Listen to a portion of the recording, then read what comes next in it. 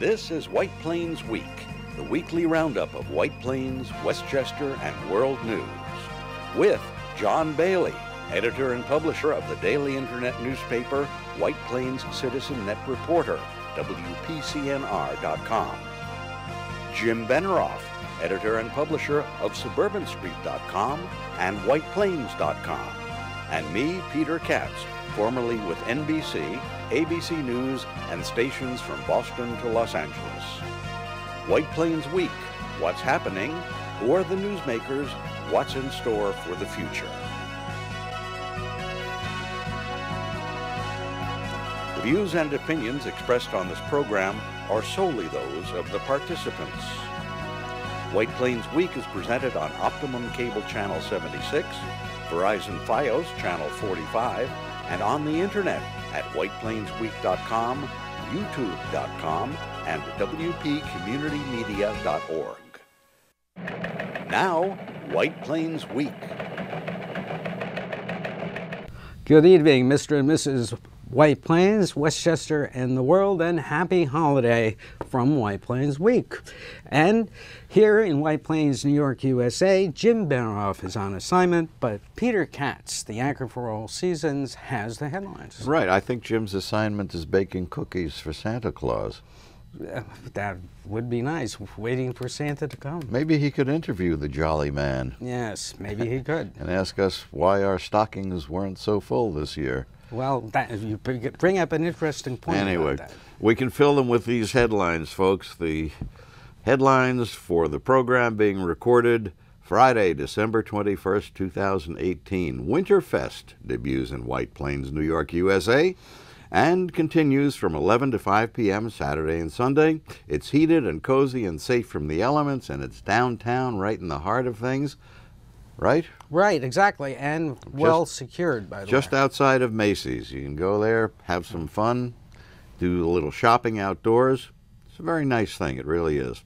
Westchester County Executive George Latimer nears the end of his first year in office as county executive and anticipates the good cheer and positive reviews that he may continue receiving next year. Positive reviews bought and paid for. Right. Yeah, exactly. I mean, he got the budget passed and signed, right? Right, exactly. And there doesn't seem to be an uprising against the 2% county property tax hike. So we that love our tax dollars being spent wisely. Yeah.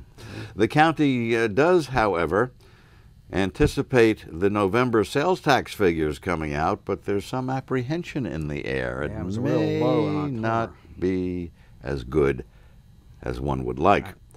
Westchester County passes the co-op sales disclosure law. This will monitor all applications and rejections to buy a co-op through a co-op board through the Human Rights Commission. That's to prevent discrimination. Yes. You know, saying, you can't buy in this building. Yeah. But why? Aha, we won't tell you why. True. The county receives a grant from New York State to begin renovations of the Playland Carousel. Did you know that it needed renovations? I sort of thought it was in very good shape, but apparently it's not. Apparently it was damaged. I know it was out of service, right? But I guess it's going to take a lot of money to get it back in service. Yes. A historic carousel. Still time this week to stabilize your electric rates for 3 years by signing on with the Westchester Power Sustainable Westchester organization. Now, they are offering rates that are lower than Con Ed's month-to-month rates. Right, and they lock you into one rate for 2 years. This is very good in the summer. Right, right. Yes. As electrical heat users would testify. The big headlines this week that'll knock your socks off really come from Washington and out of the White House, but we can get to that later. If you haven't been following the whole thing on TV or by reading the New York Times or Washington Post, yes, that is. We wrap up the Trump week in 7 minutes or less, guaranteed. Right? Exactly. But right now, let's go to the White Plains Week video newsreel, March of Time. And we have there we go. And that was the brief snow we had last week. And coming up, Today, you know, if the rain we're having today were snow, we'd be buried at this You're point. absolutely right. I was just thinking that. Yeah. We'd have a real, an all-white Christmas is what we Maybe that's Santa's present right. to those of us who don't like snow shoveling. That's for sure. Now, we took a stroll through Winterfest yesterday on Thursday, and here's what it looked like. John Bailey with you at Winterfest 2018. And right now we're entering Winterfest, and this is, of course, a really intelligent staging of Winterfest, because even though the weather forecast is not good, here it is with a complete roof over your head and a place to go if it's raining over the weekend, and the vendors still will be able to sell. How about that? Let's take a walk on through. There we go. And it's pretty crowded. We're here at about 12:30 on Friday, on Thursday rather, and it is looking very good. All sorts of artifacts, and this looks pretty well sold out this year. Looking for it.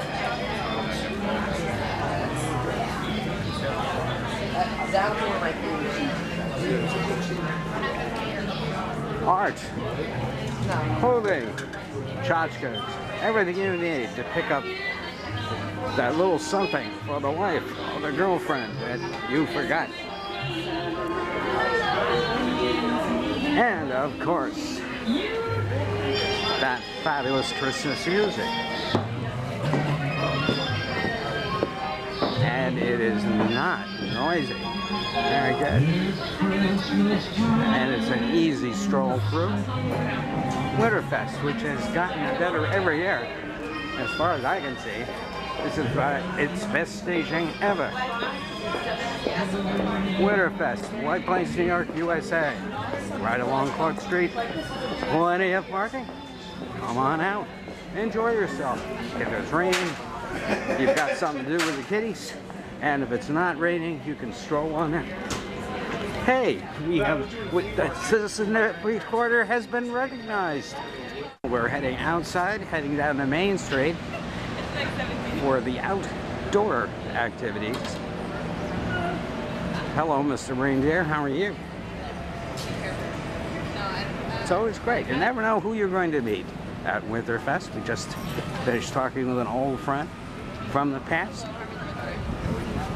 But truly, these are nice hutches here outside at Winterfest. Someplace you can go browse. The kids have something to look at, and you can pick up some greens.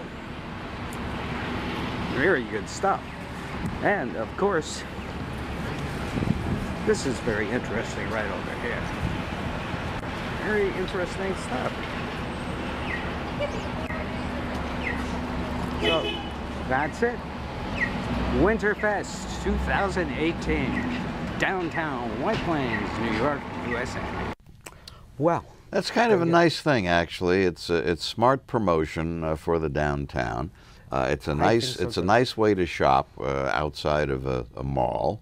It's a nice place for small businesses to set up, you know, their little booths. I noticed you had one shot of the entertainment platform, so they do some, you know, some live entertainment there also. Now that was shot at about lunchtime yesterday. It seemed to be kind of a light crowd for lunchtime. Of course, we are very close to the holidays, and you know, on Wednesday, Thursday of this week, a lot of the companies were holding their Christmas luncheons and other sorts of things. So that may have yeah, I believe Walters is catering most of those, down. right? I don't know about that, John. I don't know. But you know, a nice thing for downtown. Yeah, definitely. The one thing that was missing again this year in the city was the free parking for holiday shopping. There's in just no downtown such White thing as Plains. free parking in White Plains. Yeah, when did, I don't know, they stopped doing that a couple of years ago, I guess. It had been very popular and really had been attracting I think a it's lot been of people gone at for one 10 time. years, Has hasn't it been 10 years? Yeah, Has I it think been they that stopped long? it in the Delfino administration. Wow. Yes. Time flies when you're having fun. Well, yeah, it's been 15 years almost. Let's see. Now, of course, today, this week was decorating week, and we had a helper at the White Plains headquarters, White Plains Citizen Reporter headquarters. And there he is, one of our cats. And our cat was very helpful in selecting bulbs to put on the tree. Let's watch the cat at work. Okay. Yes, Bella the cat trying to select just the perfect bulb for each branch. And he was really into it, as you can see. So beware. And he was very careful. He didn't break any either. But I think this is one of the really nice things that, you know, you should put up the tree. Thank you, decorate it. Well, Okay. you know, for years people have been saying that White Plains Week should be replaced with cat videos. You know, here it is. The ratings here it are is, going to right. go up. Right. Absolutely. I have to get a shot of that. And there's the finished product. If we can have a shot of the tree. There we go. There is the tree. Oh, and there's a little elf standing next to it. Yes, that's Brenda Starr, my wife. Ah, very nice. Okay, so, and then, getting back to Winterfest for a moment, Yeah. you never know what you're going to run into at Winterfest. Why? What happened? I walked into a photography display, and look what I saw. A picture of George Latimer for $50. Oh, okay. This is how popular he is. And it also, we should have a gift shop in the Westchester Gov offices at the McHalian building with all sorts of Latimer paraphernalia. You could do that. Actually, John and I visited with him over at his offices this week. Had a very nice chat, and he seems to be fairly happy with the way things have been going.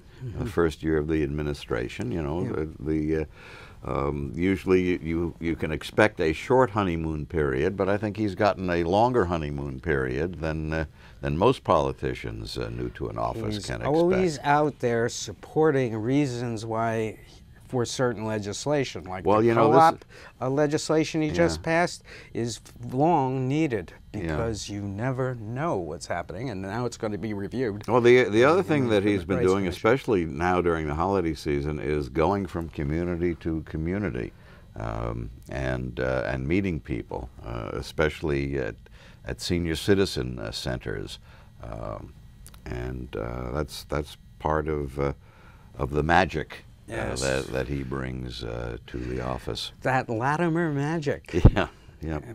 Absolutely, but I think it's a very good first shot. Well, we wonder whether some of that magic can be applied to the sales taxes because there is the ups and downs in the county's sales tax picture, and Yes, they the really figures don't. have due out they, today. They really don't know, just what November is going to show. We did have the Hanukkah shopping season a bit early this year, so that may contribute to some kind of spike in November. Well, they need it. And then we have to see what the Christmas shopping season is going to bring. Right. There are indications that the trend toward online shopping has continued, and now the online Which is shopping not good. It's not good Not when good for you're merchants. trying to build your local base of merchants and build that revenue stream from locally collected Still sales on taxes. still to be decided is the Playland deal, which they've been right. considering for a year now, and also the airport deal. And he is also is running into quite a lot of opposition from the business groups. Well, I wouldn't call it opposition. What it is, the Business Council of Westchester has taken the lead on promoting the idea some sort of private operation of the airport on a long-term lease, something similar to what the Astorino administration proposed. But Latimer in the first year was not ready to really address that. They really wanted to look at some of the operational aspects, the environmental aspects, to see, what can be done. What are the needs of the neighbors around the airport to make the airport more neighborly for them? Well, how about the needs of people in Westchester and not Greenwich? Okay? Well, also, you have people, look, if you set up an airport that receives federal funding, you're obligated to provide those airport services to all comers. How about a hotel? How about a hotel at the airport? How about increased parking? It really needs that. Because we always drop off. Well, we're aware of the needs there, and so too is the county. But in order to do anything about it, they need to study. How about service to Europe from Westchester County Airport? And then they need the finances. Yes. Well, service to Europe is something very different. Of course, bigger runways. You have to have a customs setup, right, and now actually under the Astorino plan for privatization, they were going to build a separate structure for customs. Whether that's going to happen now, I had forgotten that. Guess. Thanks for bringing that up. See, I'm not far off. But you have an issue with the runways. Runway length really does not permit the use of the larger aircraft, which typically you'd find taking off from Kennedy or Newark to go overseas. But I believe they are doing something. Yeah, the Stewart is building a hotel up there. Stewart has been operating as an international airport. They have a 12,000-foot runway up there. They can bring in the large. In fact, it was considered as an alternate for the space shuttle. If all things in Florida fell apart, they could always, if they had to, land on the 12,000-foot runway at Stewart. But yeah, Stewart is being revitalized as we speak. The hotel, that really gives it a cachet. Norwegian Air had been operating regular flights to Scotland and Ireland and some other destinations in Europe, and quite successfully, actually. So there are possibilities for Stewart Airport. Yeah. Now, taking a looking around White Plains this week, we're going to go through all the building projects that are on the boards in White Plains. There are many as we come to the end of the year. The first one is Lexington and Martine, which has actually started. Not started, but it has been approved, and that is the first real big development. That's the revitalization or redoing of the financial center, which really, that was, if you remember back to the Del Vecchio days, that was one of the prime movers in getting the city turned around when Al Del Vecchio got Robert Martin Company. Mr. Ginsburg expects to start that in the spring. And then there's Mamaroneck and Post, which has already started, and they're decimating the area behind the storefronts. No towers yet. Site preparation takes a while. Exactly. And 440 Hamilton, we still well, that's the AT&T redoing that into apartments, and that's a while off. That will forever be remembered as the site of the Washington Post newsroom in the movie The Post. Yes, which was filmed there. When the Washington Post has to be remembered because it's no longer there. No, it's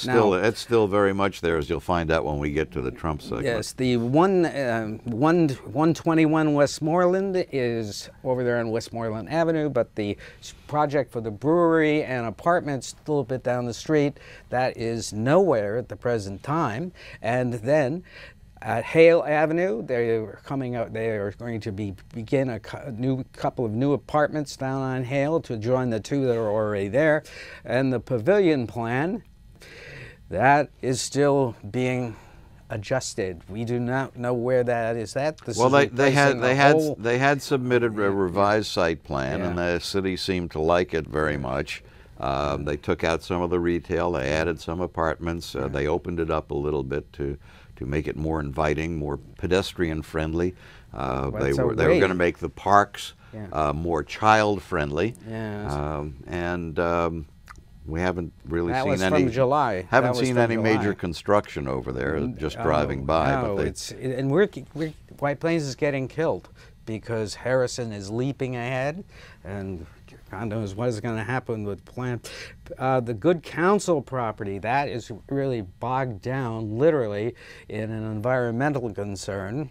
And well, I don't if know you're that taking I don't know in that January- environmental concerns bog things down. I think environmental concerns deserve the concern they're giving.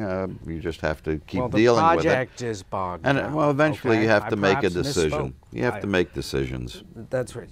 Well, that's hard to do in the city, it seems. Well, sometimes there's a timetable that's mandated by the state. Yes. Now the White Plains Railroad Station is getting basically a gloss over. You know, I still don't understand Yeah. why they had to spend the money to put a sign that says White Plains when you're at the train station. Conductor tells you it's you already White know Plains. you're there. If you're on the street where you took this picture, you know you're in White Plains. Absolutely, but gone is the mall, the overpass.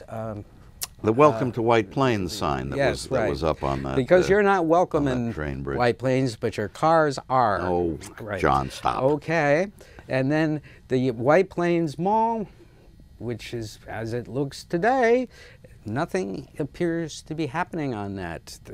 Well, again, these things have a timeline of their own. Right, and then on the other hand, you have the 4 plots that's opposite the railroad station that the city has put out for requests for proposals, but we don't know who wants to do they're anything. considering things. Yes, so. considering it for 2 years. Okay. Okay.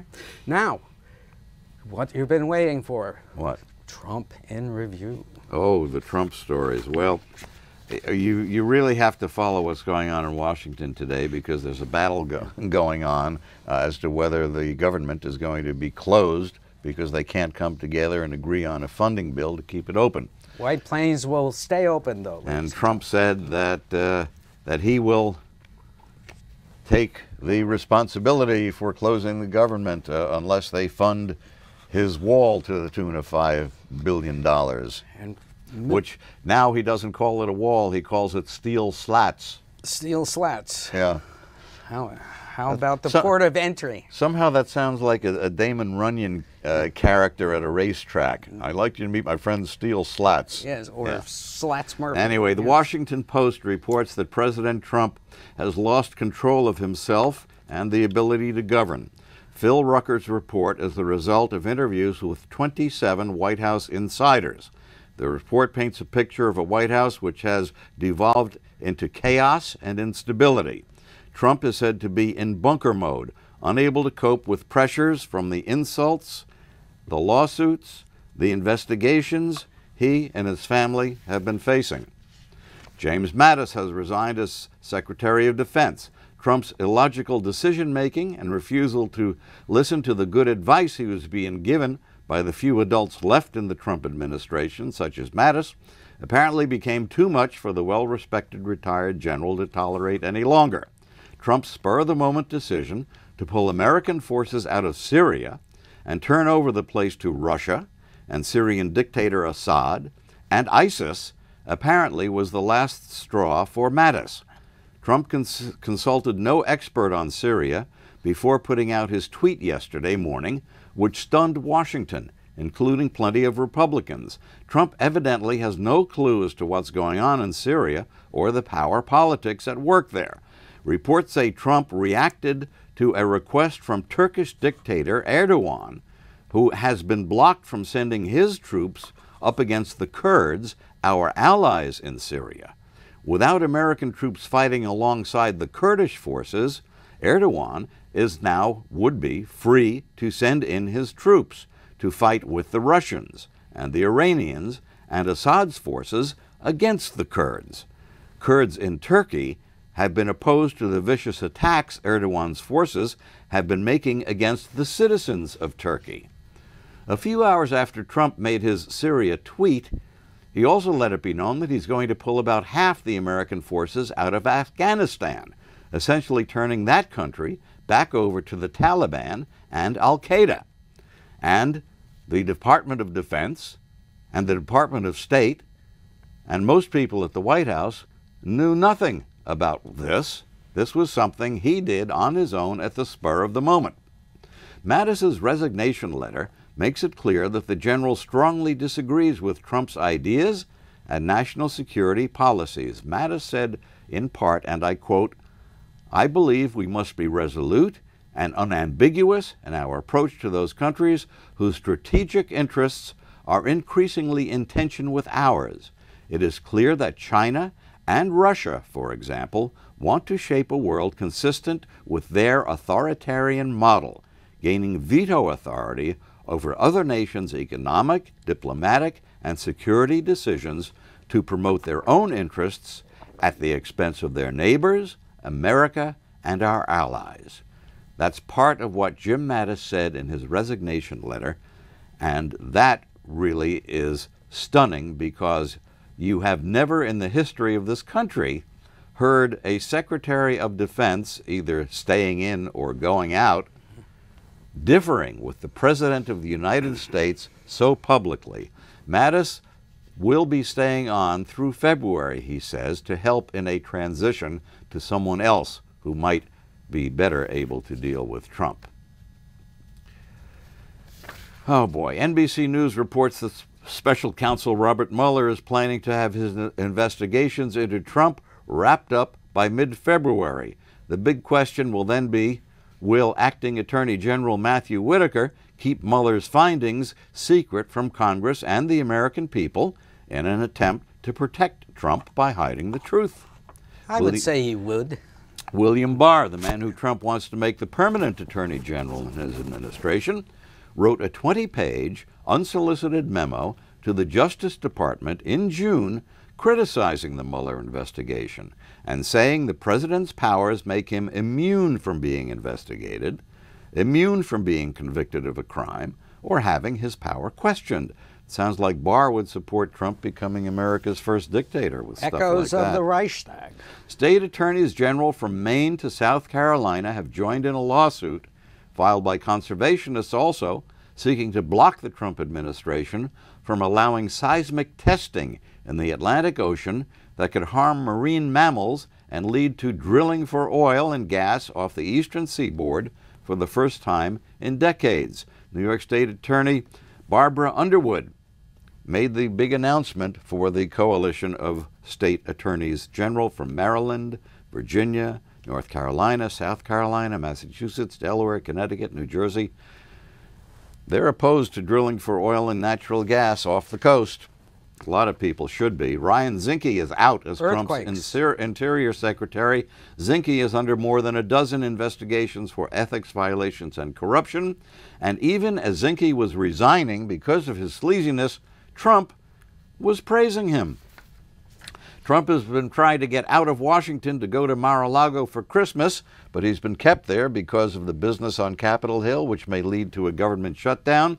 Figure $1 million a day out of our pockets and into Trump's businesses if he actually goes on that vacation. Absolutely. And on a final note, the Women's Club of White Plains donated $5,000 to Abbott House from their annual fundraiser this last month, and it is in the spirit of giving that so many of these organizations in White Plains give year in and year out, support local organizations, and we salute them for that. They're really a resource. John Bailey, Peter Katz, for Jim Beneroff, good night for White Plains Week. This has been White Plains Week. News and commentary about White Plains, Westchester, and the world. The views and opinions expressed on this program were solely those of the participants. White Plains Week, produced by White Plains Citizen Net Reporter, and presented on Optimum Cable Channel 76 and Verizon Fios Channel 45.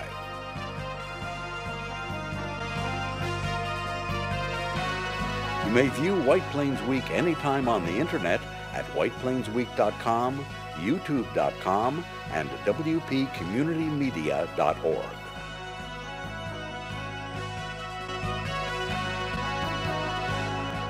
For White Plains Week, this is Peter Katz speaking.